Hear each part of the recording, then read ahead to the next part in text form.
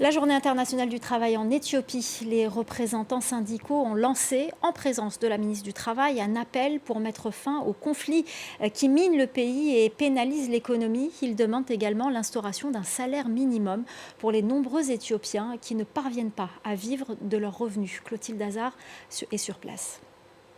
Les syndicalistes ont insisté sur l'importance d'encourager le dialogue pour mettre fin au combat entre l'armée fédérale et les milices des régions Amara et Oromia. Dans un contexte d'inflation, ils appellent le gouvernement à alléger l'impôt sur le revenu pour améliorer les conditions de vie des travailleurs dont le salaire moyen en Éthiopie équivaut à 150 € par mois.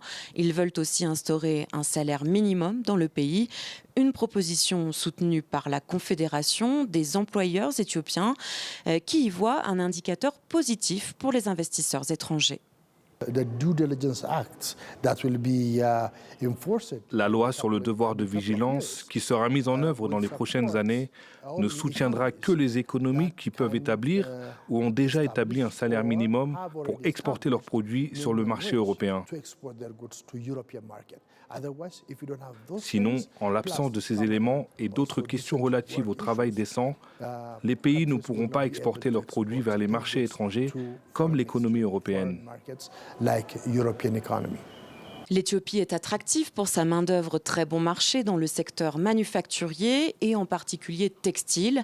En 2022, le pays avait attiré 3 milliards de dollars d'investissements directs étrangers et le gouvernement souhaite augmenter ses revenus. Pour ce qui est du salaire minimum, il en étudie la possibilité, mais vient alors la question du montant. Certaines usines en appliquent déjà un pour leurs ouvriers de base, mais ils dépassent rarement les 1500 birrs par mois, soit l'équivalent d'un peu plus de 24 €, insuffisant pour vivre décemment.